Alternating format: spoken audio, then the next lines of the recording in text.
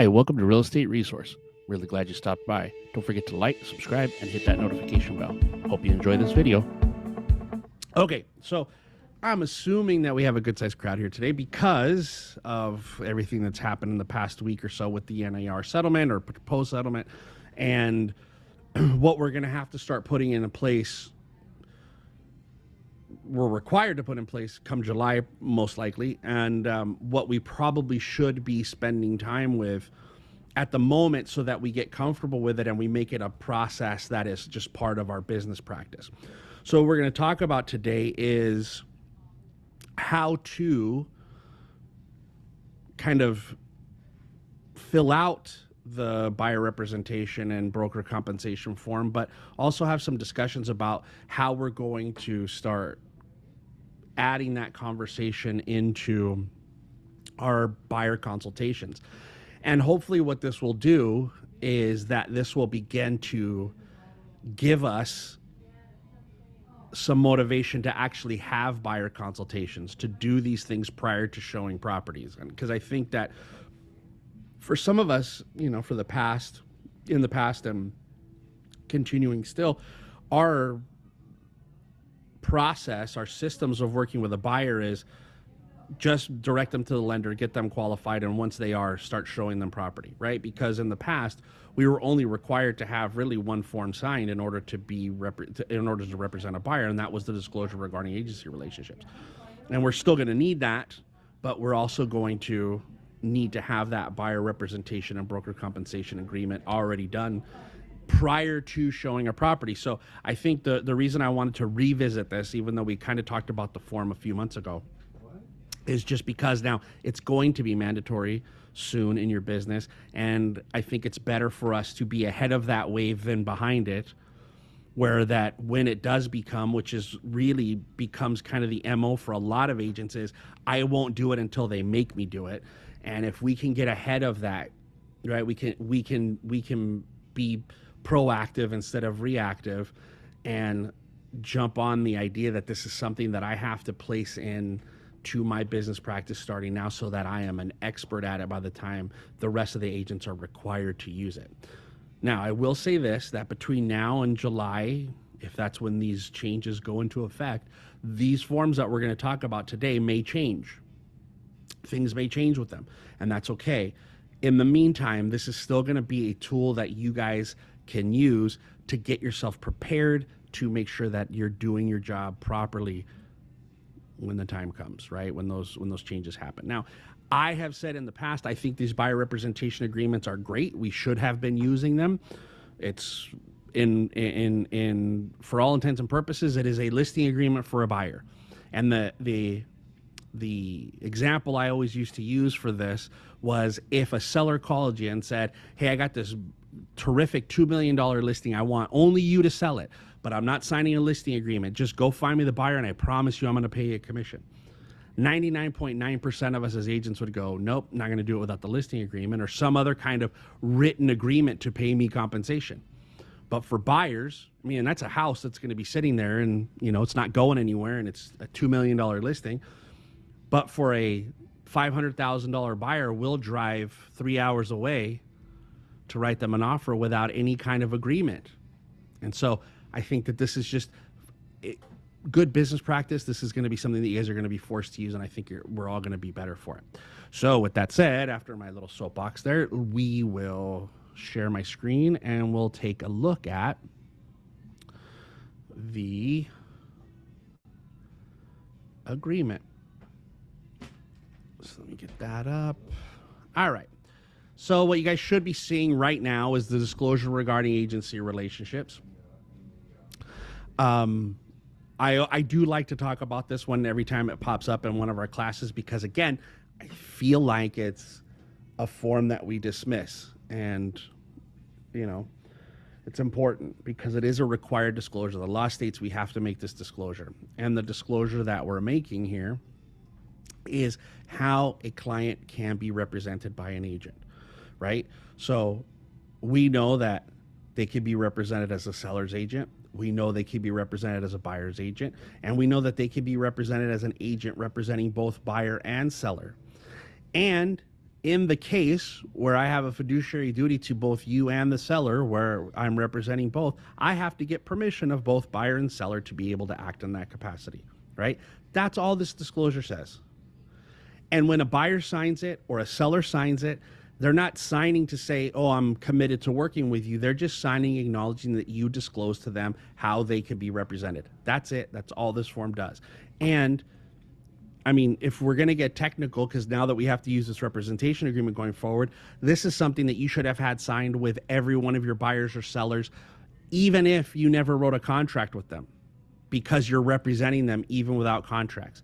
So just keep in mind that at least now what will happen is, because you're going to start using the buyer representation agreement, is you'll have an agency disclosure signed with your buyer prior to writing an offer.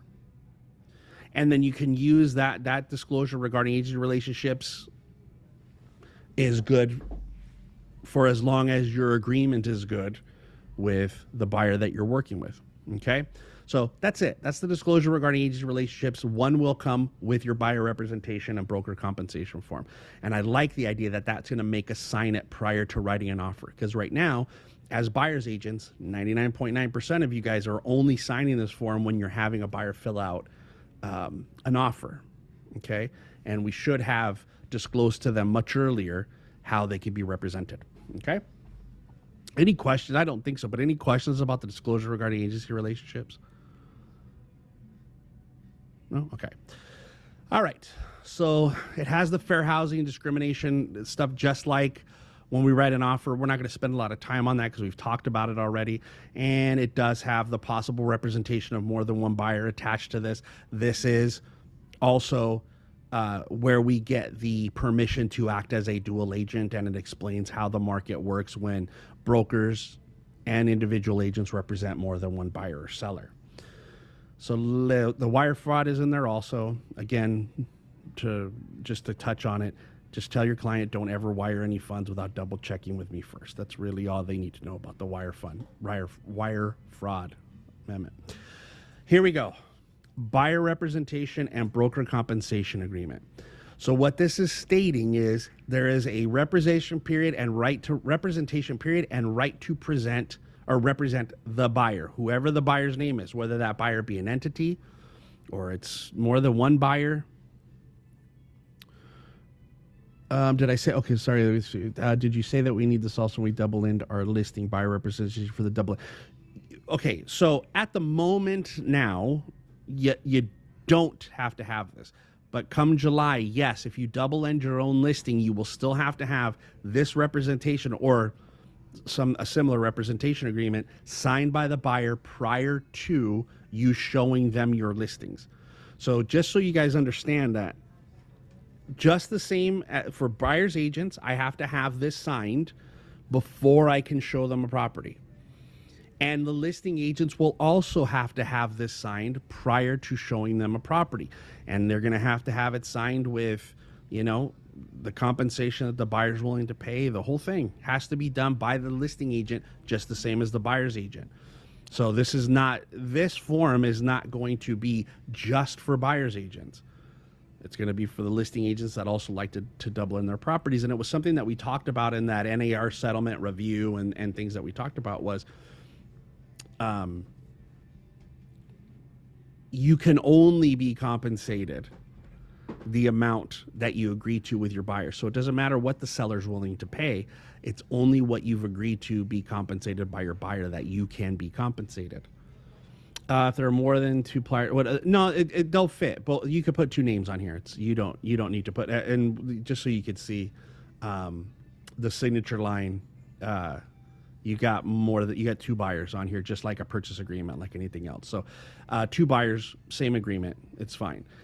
You would only need a separate agreement if you had two buyers that were buying separate properties, then you would need separate agreement. But if you have two buyers buying the same property that are working together, a husband and wife, a brother and sister, whatever it is, that's their names go here. So names, buyers' names go in.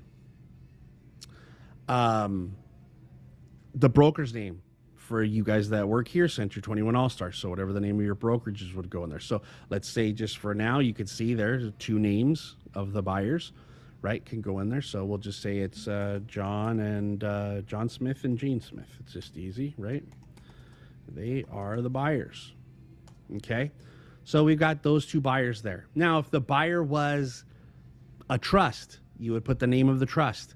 If the buyer was a corporation, you would put the name of the corporation. Whatever the name of the buyer is, that's what the name goes there.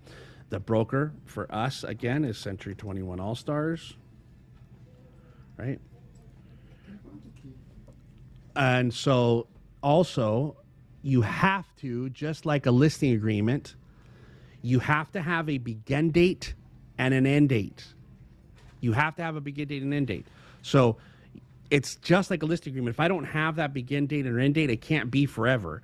It has to be a set period of time. So if it would be unenforceable if I don't have a beginning date and an ending date. So this one, different than the listing, doesn't just have a date where you end it. It has a number of days that it's good for, right? So if we were to do 180 days, that would be for 6 months. If we did 365 days, that'd be for a year, right? It's whatever you guys can negotiate and agree to on what is the representation period, okay? Any questions so far? Nope, all right. So it says here, grants broker beginning on 3/28/24, that's today, and ending 365 days later at 11:59 p.m., or upon completion of a resulting transaction, whichever occurs first, the representation period. The non-exclusive right, unless paragraph 4B2 is checked, and we'll get to that, to represent buyer in acquiring real property or a manufactured home, okay? Next section. No pre-existing buyer representation compensation agreements. Buyer acknowledges that buyer has not entered into a representation agreement with another broker and has no obligation to pay compensation to any other broker arising out of the acquisition of the property identified in paragraph 3, except if you identify the broker and the properties, right? So if there's a specific broker or specific properties, but you got to ask this question. And if I talk to the buyer and the buyer goes, no, there's none, then you would put buyer states none, because you want to have proof that you asked this question, that you just didn't ignore it, and that they don't have anything. Now, if they do have a representation agreement on a specific property that they signed with, like, for example, like, let's say back to what Tina was asking about, where, hey, we're doubling our own deal, do I have to have this? Yes. Let's say that originally a listing agent who they met at an open house, whatever the case was, says, I'm going to write an offer and I want you to represent me. So that buyer, that listing agent says, okay, they write up a buyer representation agreement for that specific property. They submit the offer. It doesn't get accepted. They still have a buyer representation for that property. So we would still want to put that in here if it existed. Got a couple of questions here. 3 to 6 months should be enough, correct? First, yes, I mean, it's up to you. Again, it's what you negotiate. It's your confidence level in getting their offer accepted. I would say that probably 6 months is better, but yeah, you could do 3 to 6 months. It's a negotiable piece. So that's, again, part of your presentation and how you have that discussion with your buyer and what market you're in, right? I mean, we're in a seller's market still. So I'm sure that some of you guys have buyers that you've worked with for more than 6 months. I mean, hopefully not, but I'm sure it's happened just because of the lack of inventory. So understanding the market you're in and the amount of time that it's actually going to take you based on where it is that they want to buy, right? So that, again, that's going to go buyer to buyer basis. Then I got another question here. In an open house, with all walk-in buyers be required? The walk-in buyers won't need to sign it unless you're going to be representing them. If a buyer comes into your open house and they have their own agent, they don't need to sign a buyer representation agreement because they're not asking you to represent them. If a buyer walks in your open house and says, I want you to help me write an offer, and you choose to do that, then the first thing you would have to do with them is sign this buyer representation agreement before you could have a discussion with them about representing them. So it's not going to be every buyer. It would only be the buyers that are saying to you, I want to work with you. Okay. If a buyer wants to see 3 different properties, we need one of these for each, correct? No, you do not. And we're going to get to that, how that's covered. So no, you don't need one for every property. You could do that, but you don't need to do that. Okay. Okay. So here in this case, they don't have any of the prior broker compensation agreements. Here we go to property to be acquired. Okay.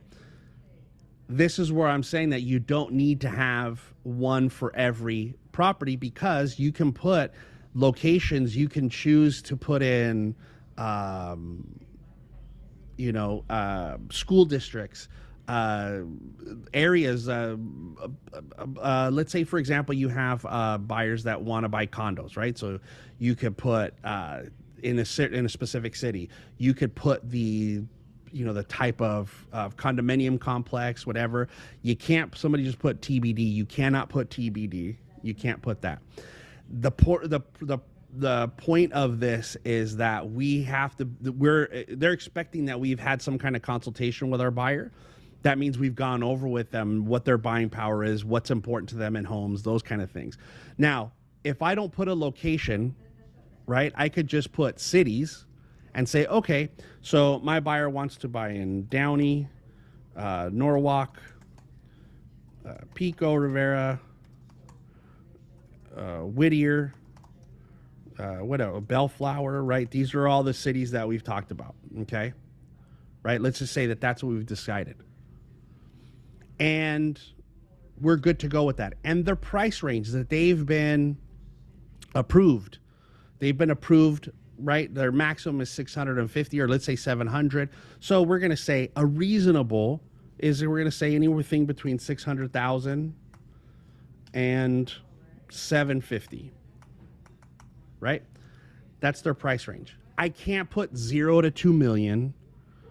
I can't put all of Southern California. I can't be too vague, and I can't be too specific. The thing is that with this specificity that we have here, the way it is written right now, if that buyer were to go out and say, buy a house in Palmdale, right? My buyer broker compensation agreement doesn't preclude them from doing that. You could do counties if you wanted to do other than cities. You could do counties and just say Los Angeles, Riverside, Orange, right? I spelled orange wrong. Yes, you could do the counties. That's really as vague as you could get.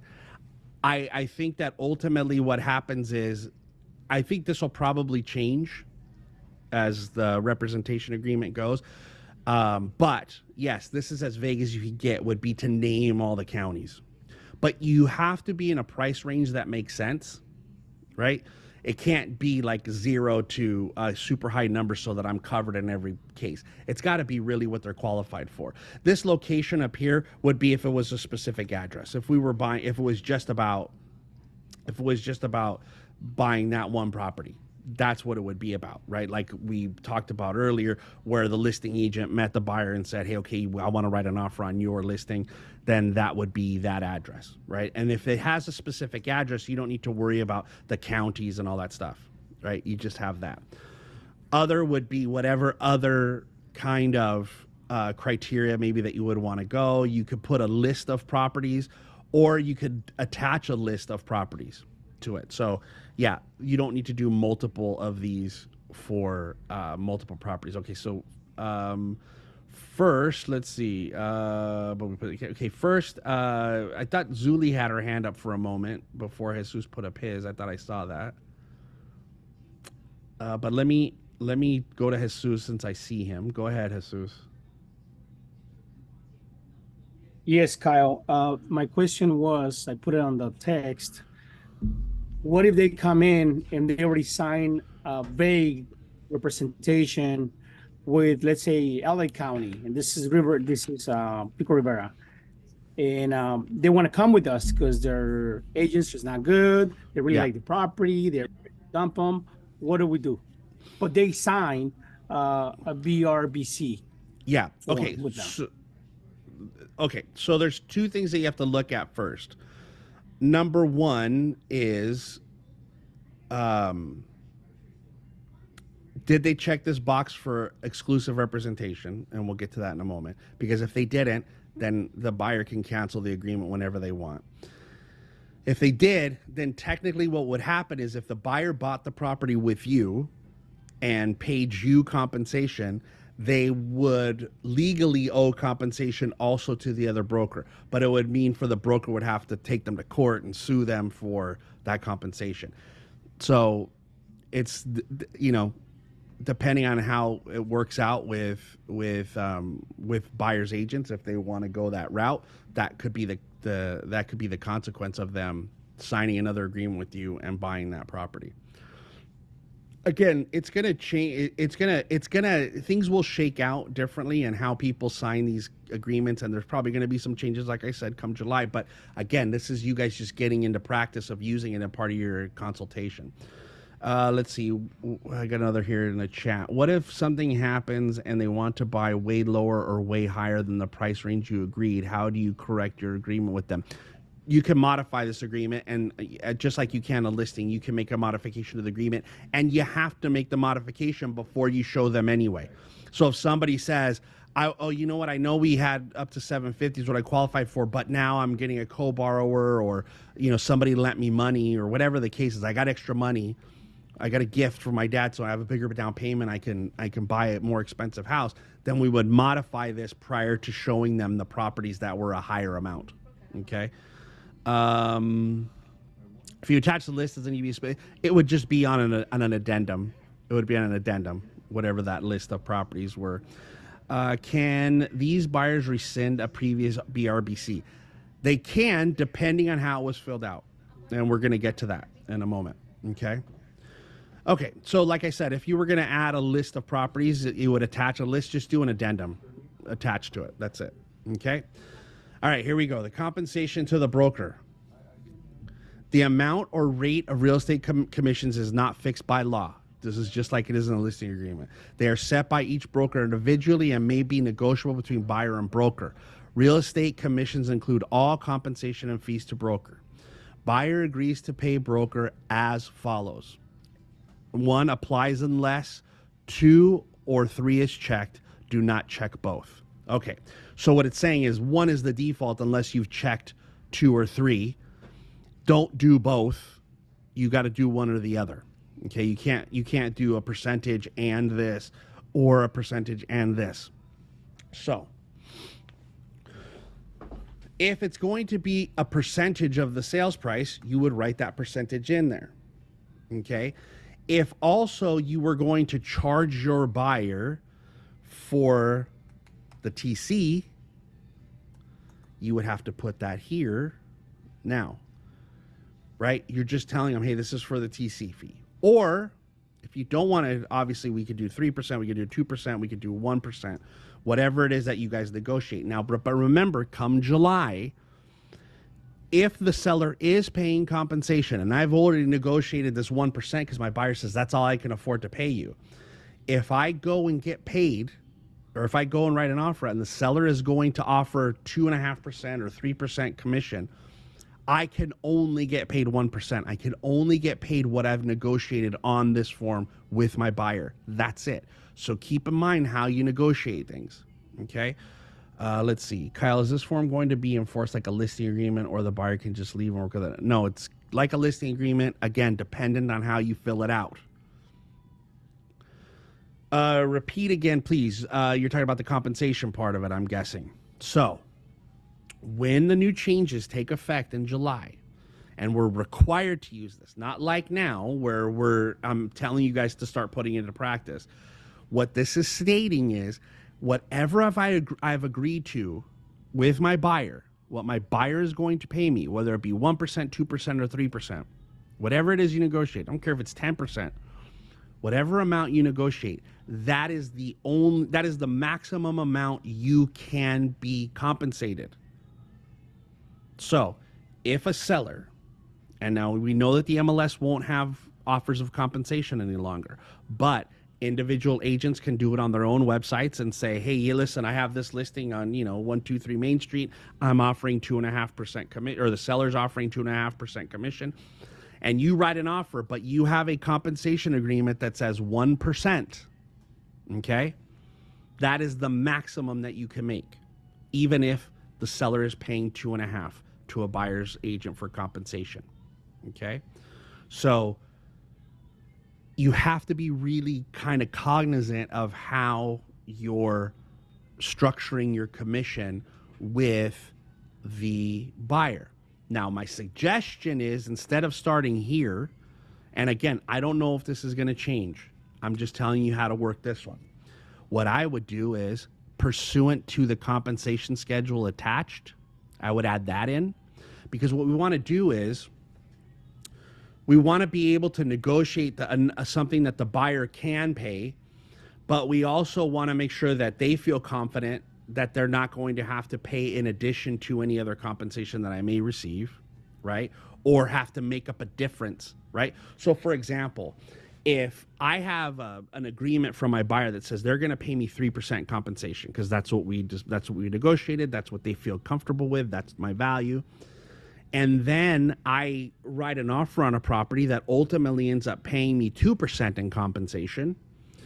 This agreement then would say that the buyer still owes me 1%, because 2% is being paid by the seller, 1% is still to be paid by the buyer. So that's probably not going to make buyers very happy if they're like, well, wait a minute, you're getting paid because you said 3%, so now you can get 2%, which means you can still ask me for my 1%. I think our compensation schedules that we have here, which would be an addendum attached to the contract, would say something like any compensation, paid by anyone other than buyer will satisfy buyer's obligation to pay compensation. Something in that kind of language, so that they feel comfortable that I'm not going to ask you to pay me if I'm getting paid. Hold on a second. Let me go back to chat because we got a bunch of things here. So can the amount be adjusted if the buyer agrees? What if the seller is offering? Yeah, no, because you have to have this prior to showing, and you've got to send it to the the listing agent. You'd have to redo a whole new thing, and then that's getting, a little iffy, right? So I don't know that it can be adjusted once it's done. That I don't know. So I'm going to leave that tabled for now. We'll see what happens come July.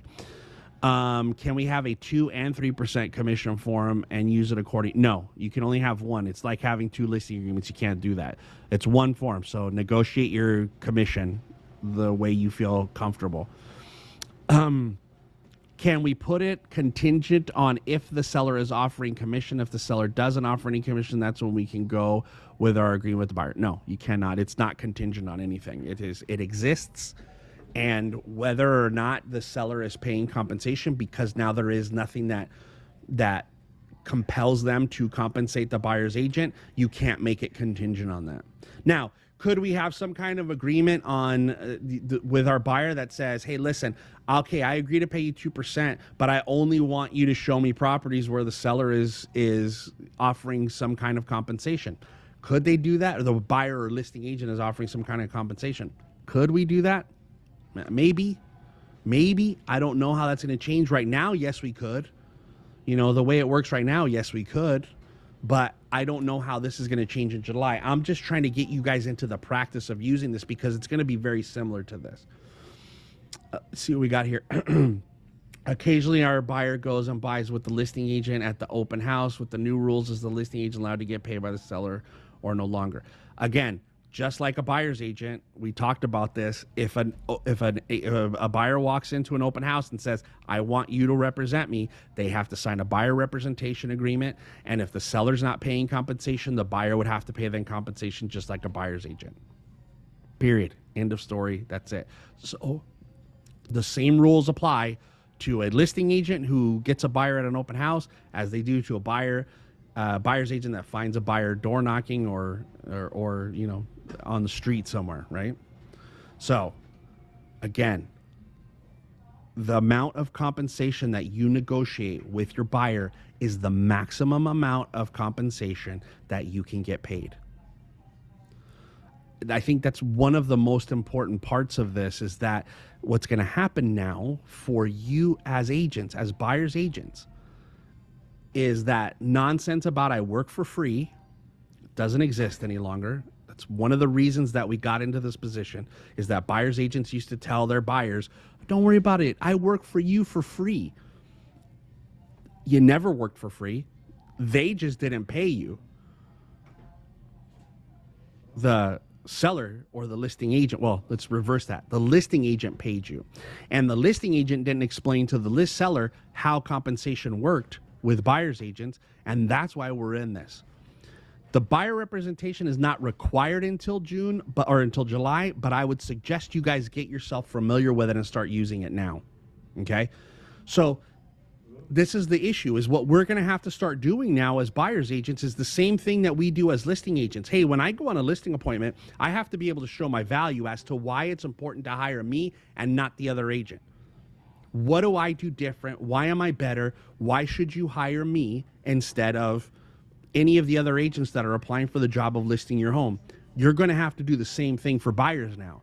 So you don't just need a listing appointment or listing presentation. You need a buyer presentation where you can sit down and show a buyer, hey, listen, this is why you want to hire me as your agent. This is how many contracts I've gotten accepted. This is my average sales price. This is how much money I've saved my buyers. This is how much concessions I've negotiated, right? You've got to start showing yourself the value that you have to a buyer. And to a buyer, your value is, did you save them any money? Did you get them offer? Did you get their offer accepted quickly? And did you protect their interests? Alba, I saw you raised your hand, so go ahead. Hi, good morning, Kyle. In Good morning. regards to the buyer presentation, are we going to have any buyer presentation, like training, like the way that we do with the listing presentation? Well, I mean, the answer is yes. When, I don't know, because a buyer's presentation has to get created in order for us to do that. And I'm sure we can put together scripts and find some stuff. And I wouldn't be surprised if there's, I think there's a buyer representation or buyer presentation script for Mike Ferry, and I'm sure that that's probably going to get adjusted and get out, prior to July when we're certain that these changes are going to go into effect. And I'm sure that something like that will happen. We're going to start working on stuff. As we're doing the classes on Moxie Works, one of the things in Moxie Present is an actual buyer presentation, right, about neighborhoods and things like that. So we'll put some stuff together, and I'll start working on it. And I'm sure we'll work on it as an office so that we have some things for you guys to be prepared before July comes, though. So good question, though, Alba. Angel, go ahead.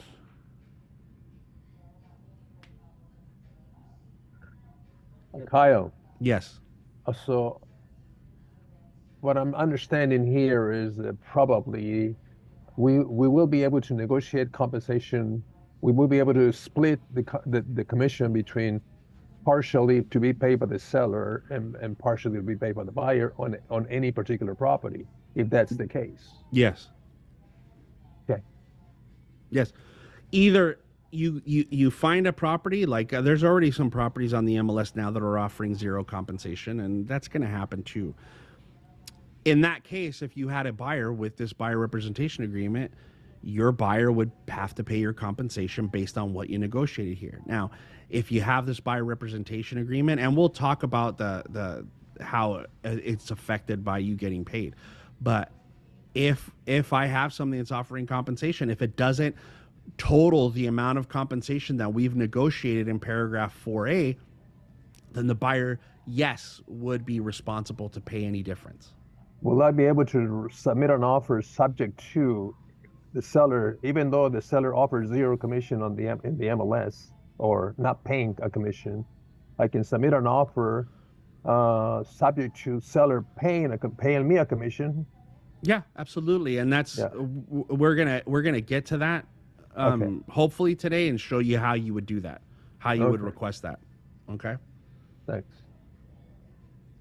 I know that there's going to be a lot of questions about this stuff, so we're going to get through as much as we can, and if not, we'll do it. We'll finish it next week, but I'm going to try to get through all of this for you guys. Okay, so I scrolled down too far here. Sorry. Okay, so let's go to broker right to compensation.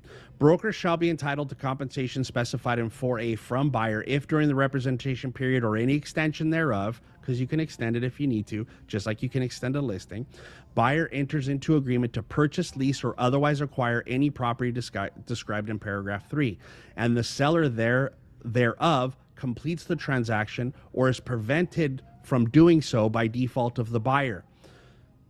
So remember, if the buyer defaults, they could still owe you compensation if they're found to have been in breach of the contract.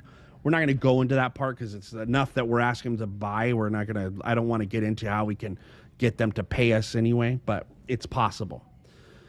So here's as follows. This is the default.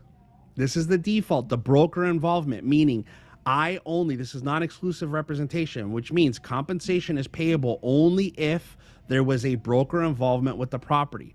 Broker involvement means any of the following. Buyer physically entered and was shown the property by broker. Broker showed the property to the buyer virtually. Broker submitted to seller a signed written offer from buyer to acquire, lease, exchange, or obtain an option on the property, or the property was introduced to buyer by broker or one for which broker acted on buyer's behalf. However, merely sending buyer a list of properties shall not be deemed broker involvement without documented action on the part of the broker, analyzing the property for the buyer specifically, or assisting buyer in the potential acquisition of the property, or communicating with seller or seller's agent regarding buyer's potential acquisition of the property. So the default for this form is, unless I physically took you there, right? I physically showed you the property, or I wrote an offer for you, right? Even if you went and looked at the property on your own, you went to an open house and you came back and said, okay, I went to an open house, I love the house, I need you to write an offer for me. If I write an offer, you owe me by default. If I show you the property, if I physically take you there, not on an open house, not if I go with you to an open house, but do a showing appointment, I show you the property. Or I show you the property virtually. I go open the doors, walk around with a camera, have you on Zoom or on FaceTime, and you say, yes, I want that house. If you go and write an offer with somebody else with this one because I was involved, you would owe me compensation.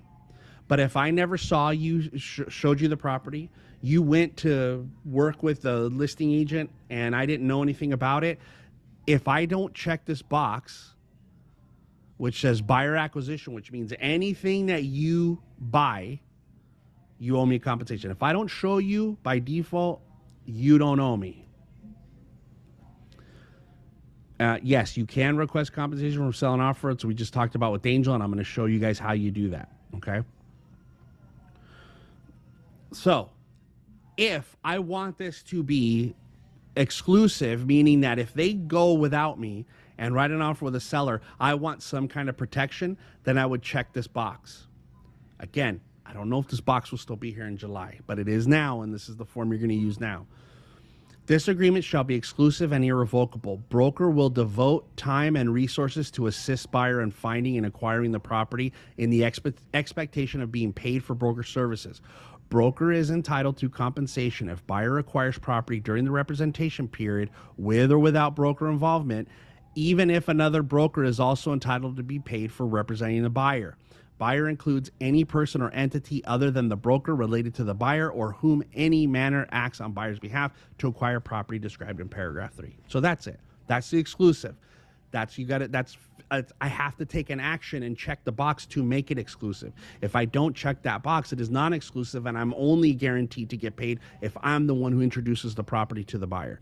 And that's by showing, not by emailing an address. Let's see. For exclusive representation, what if the buyer bought something FSBO directly from the owner? No agents. Would they owe us? Yes. Has nothing to do with the seller. This has nothing to do with the seller. This is an agreement for the buyer to pay you compensation. So if you have an exclusive listing, you've checked off this box. If they go and buy from their uncle, they owe you compensation if you check this box. Okay? So unchecked, you have to show them the property. Walk them in there or do, virtual, whatever. Checked. If they buy anything that matches the criteria in paragraph 3, they owe you compensation. Yeah, Jesus, go ahead.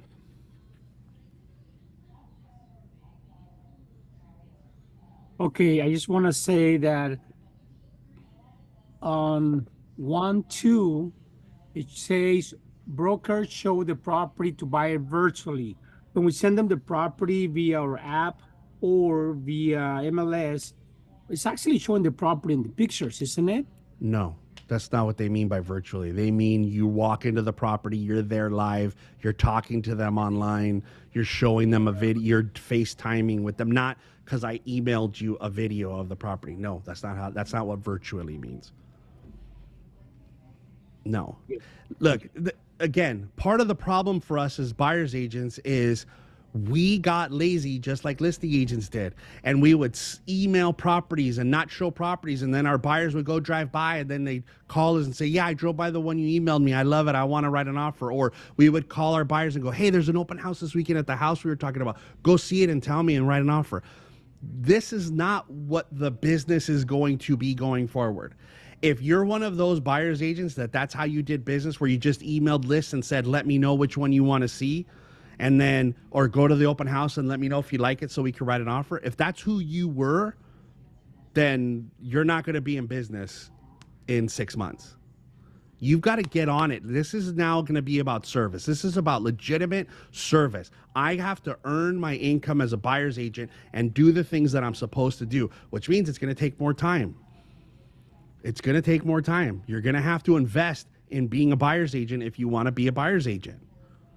Okay? So again, this class today is not about loopholes, how we can get paid, how we can make sure we get paid. It's not about that. It's about understanding what the new rules are going to look like and getting you guys prepared to start working within those new rules. Okay? That's what this is about. Okay, so that's compensation, right? We got this box checked.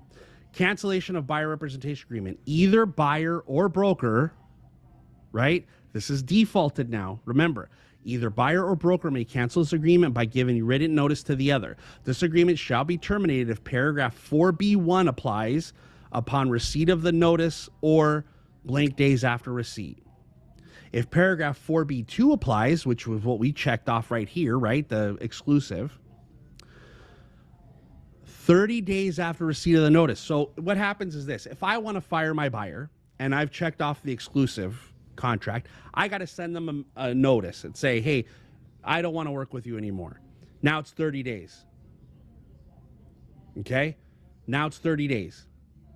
That's it. In 30 days, we no longer work together. If it was non-exclusive, it could be upon the receipt, hey, here's note, I'm sending you notice, we don't work together anymore. And vice versa. The buyer could do the same thing. Okay? That's how it's defaulted. It's defaulted in the contract of, we can cancel this way.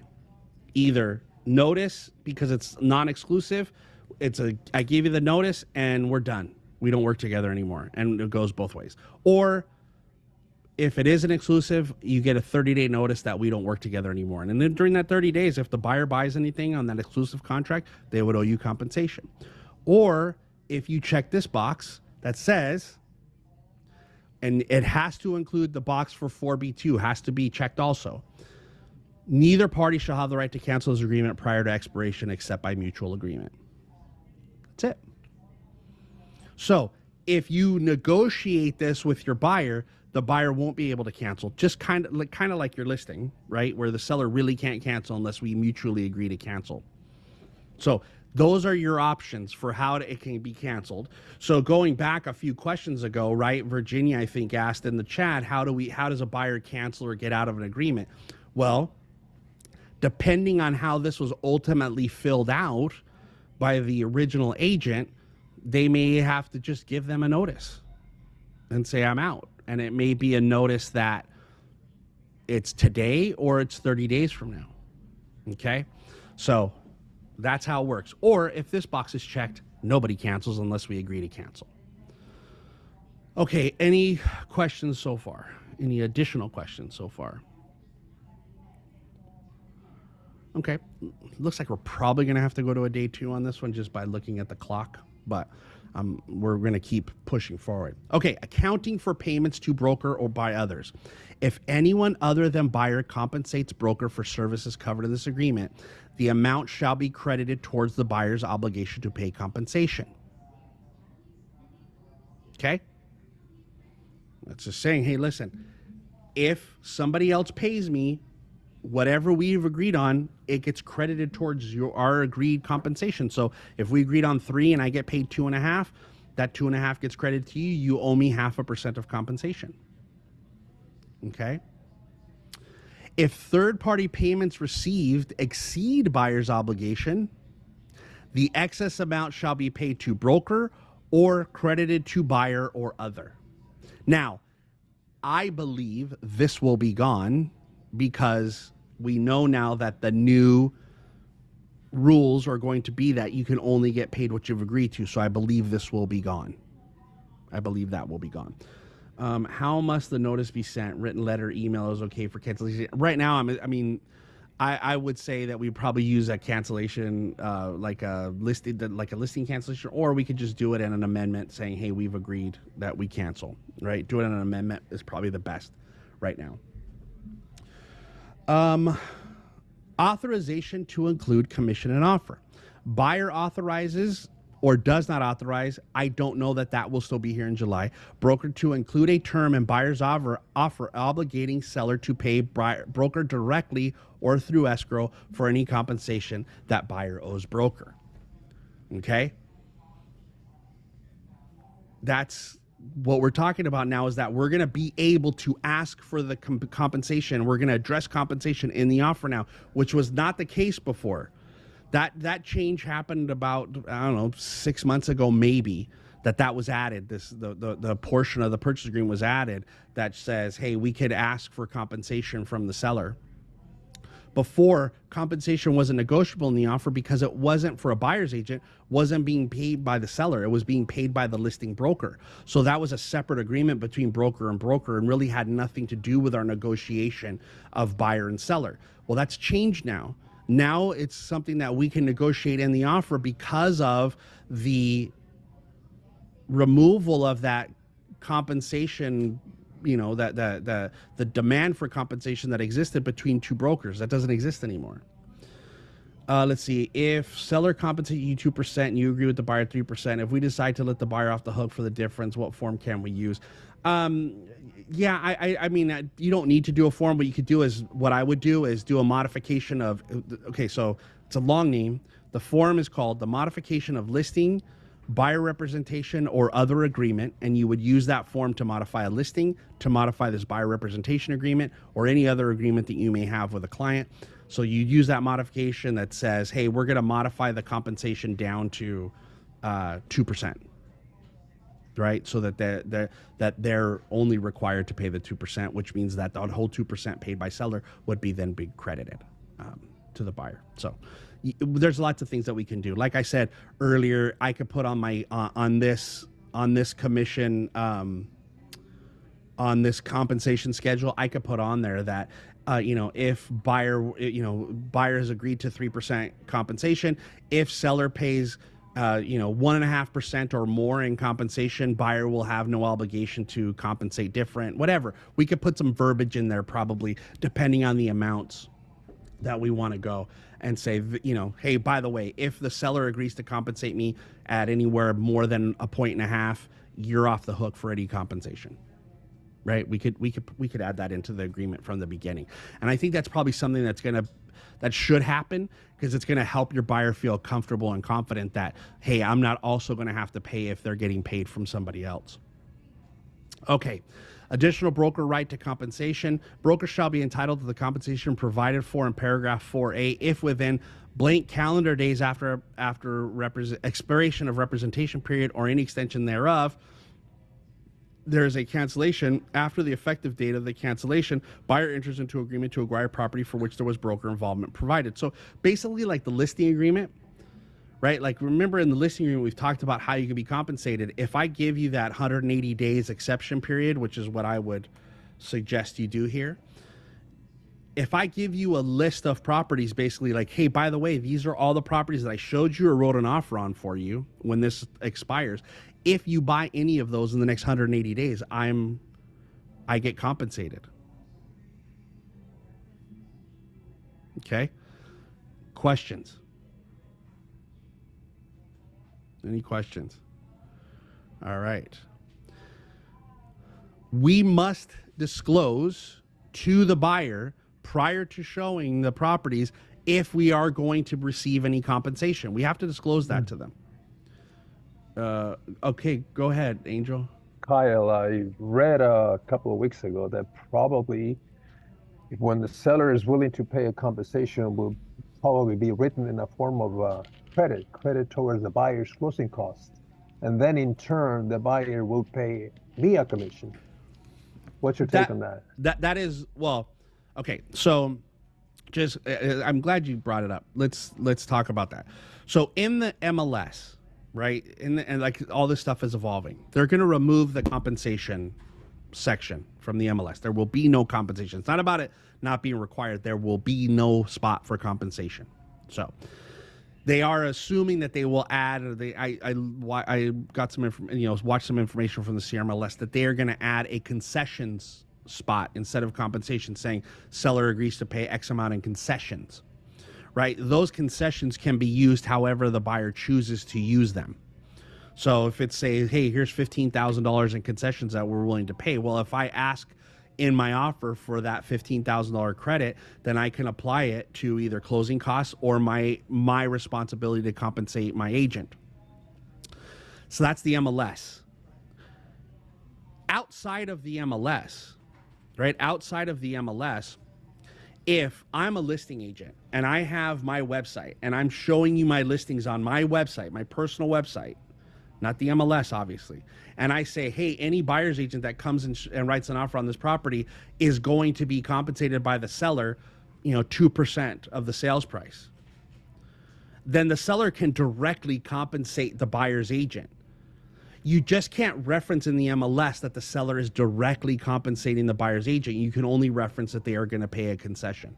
So it's a little, like I said, it's a little wonky right now, and it's a little fluid, and things will, and things will probably change, and we'll get clearer picture as we get closer to July. It's just in the MLS, it will only be concessions that you can offer from the seller to the buyer, and on private websites or private, any kind of marketing material, you could do that.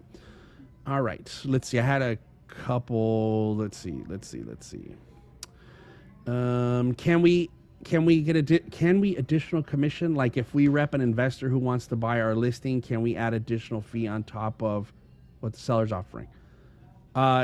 Yeah. I mean, that's the point of this form is yes, whatever you negotiate. So for example, if your seller's going to pay you 2% for the listing side, 2% for the buyer side, you're representing a buyer that's going to use you, and you have a representation agreement with them, and they're going to pay you, hey, we'll give you an extra point. Then you write that they're going to pay you 3% commission, and if you get a 2% from the seller, they only are required to pay you 1%. So yeah, you could. I mean, I don't know if right now is the time to really be thinking about how I can get extra money from my buyer, but yeah, and an investor, sure, go for it. Let's see. I had to attend a call. Not sure if you mentioned this. Compensation is only to be paid through escrow. Well, I mean, it could be paid directly to the broker, but depending on who's paying it. If the buyer's paying it, it has to get paid through escrow because the lender has to approve it if there's a loan on it, right? If the seller's paying it, they don't technically have to pay it through escrow because it's not a credit to the buyer. They could pay Century 21 directly. So let me see. How about offer the compensation in private remarks? You cannot offer compensation in private remarks because in the MLS, you can't say that you're compensating the buyer's agent. You can say in private remarks, seller is willing to pay $15,000 in concessions. Now, however the buyer chooses to use that, whether it's for closing costs or to compensate the buyer, they can do that through escrow. But you cannot put in the MLS anywhere, private remarks, public remarks, anything, that the seller is paying the buyer's agent. Let's see. This will apply to commercial too. Well, let's be honest. For real commercial, this has been the norm for years. They've never had a promise of compensation, and every commercial deal you did. Now, some of the little commercial deals that we do here in the office and some agents do periodically, they go through the MLS, and if it goes through the MLS, yes, that's the rules. But any of those commercial deals that people do through CoStar and LoopNet and all those things, there is no promise of compensation. All that compensation is negotiated in their offers. So this doesn't change a lot for most commercial agents. For those of you that are residential agents that do some commercial, yes, it will apply to that. You say on marketing material, we can add it to the open house flyer. I think so, because it's not the MLS. This is strictly about the MLS. So the flyer is, I think so. Your websites, I'm 99% sure, just based on the research that I've done and what even the CRMLS and some of the other, you know, large brokerages and attorneys believe, that yes, on your private website, if you're advertising it, yes, and the flyers, I'm not 100% sure, but I believe that would be the same thing as your website. So again, that's going to get clarified as we get closer. I heard that we could use showing time to reference what the commission is, just like the showing instructions. Again, if it's through the MLS, which showing time is still connected to the MLS, I don't believe you could do that. I'm not going to say yes or no that you can, but I would guess that that's probably going to be a no also, that you can offer compensation from the seller or from the listing agent to the buyer's agent like that. I think that what this is going to be now, if you want to get compensated by the listing agent or by the seller, it's going to be a negotiation. It's going to be a phone call where you're going to call the listing agent and say, hey, I have this great buyer. You know, they got 20% down, they're 800 FICO scores. You know, we've already got underwriter approval. They really want this house. What kind of compensation can I ask for? And they'll tell you, and then you put it in the offer, and the seller agrees to it, and that's how you get paid. That's how it's going to be. Let's just assume that that's how you're going to find out if you're going to get paid on a listing or not. Don't look for it to be in any kind of advertising. It's going to be you communicating with the listing agent and probably having to communicate how good your buyer is for them to want to compensate you. Let's see. This topic will be heavily discussed in upcoming CR meetings in Sacramento next month. More clarity on amendment of this form and MLS will be given. Thank you, Mireya. She's going to, you know, she's on the committee for CAR with the Downey board, so I'm sure she's going to have some information for us when they go to Sacramento. So I'll look forward to hearing that. All right. So it's 11:58. I did want to finish today because I know I want to get through this for you guys, but I'm glad that we were able to spend some time with it, really talk about how we're going to start implementing it, and we'll spend some more time finishing this. And then how are we going to add it to our purchase agreements to make sure that you get to request that compensation from the seller. Oh, Sarah, I'm sorry. I know you raised your hand and I totally ignored you. Go ahead. No, I just wanted to share. I did have a conversation with a handful of brokers, and one of the things that they're looking to incorporate, and it might be something that we all like, they're going to start labeling some of the listings like gold label, silver label, bronze label. So that is going to in turn be interpreted as gold 3%, silver 2%, bronze 1%. So they're not necessarily wording that there's going to be a compensation, but you know, quote unquote, if you learn those 3 labels, you know. That's something that some brokers were talking about doing. Yeah, that's probably not going to work. That's not hard to decode, to be honest. And I'm telling you that this is a big deal. And I think that the MLS is going to be doing everything they can to try to make sure that they're compliant with these agreements. And if they look at something and say, oh, hey, I keep seeing this gold label listings over and over again, it's going to get flagged. So, I mean, I great idea. I love how people are always, you know, trying to brainstorm and find ways that we can, you know, continue moving in this, but I feel like that's probably troublesome. Go ahead, Sarah. You raise your hand again. No, that was it. I just wanted to share that okay. conversation was had, and I figured that that might be like a cool code word, but I get it. It's a matter of time. Yeah, and remember, it's just the MLS is going to be policing this stuff. They're going to be looking for that kind of thing, like that there's some kind of like there's some kind of compensation being paid or there's an offer of compensation. So they're going to have a keen eye for it. So, I mean, it might work for a little while, but I just feel like they're going to be on to stuff like that. And we have to be really I mean, ultimately where we're at is we have to be careful in how we do our business. I mean, we got to the point where we're at because we like to take shortcuts. And if we're going to do shortcuts again, we're just going to put ourselves back into a position where we're going to get ourselves in trouble. But I appreciate you sharing that with us. Alba, go ahead. Yes, Kyle. So if the listing agent is willing to offer, for example, a flat fee or a percentage of their commission, is there any way that they can write it on the, there's no way that they can write it then? They can't advertise it in the MLS. Even if it's coming from the listing agent? No, they Okay, cannot got write it. it in the MLS. Okay, so I thought it was just coming from the seller. No, from Okay. anybody. No compensation can be in the MLS. No compensation. Doesn't matter who it's Okay. coming from. Okay, thank you. All right, so we are going to stop right there. And I promise we're going to dig into this. How we're going to talk about how we ask for in the offer, how we can write, add in the compensation, request the compensation. We're going to go through all that stuff. And like I said, this is going to be constantly learning. So for any of you guys that are still struggling with that, need some clarification, I'm here, right? I'm going to help you with it the best I can. And I'm going to walk us all through this. And hopefully, we'll start to get to a place where we feel a little bit more comfortable about what's coming for us, right? And being prepared. So I appreciate you guys for being here. Thank you so much. And I'll see you soon. Take care.